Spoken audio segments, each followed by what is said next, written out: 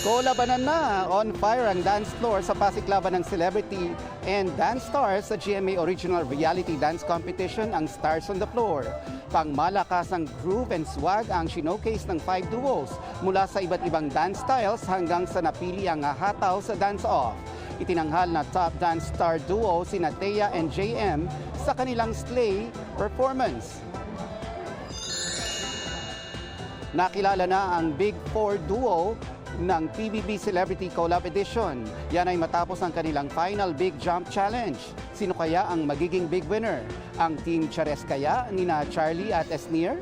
O sina Ralph and Will na Rawi? Baka naman sina AC and River o Asber? O ang Team Breca nina Brent and Mika?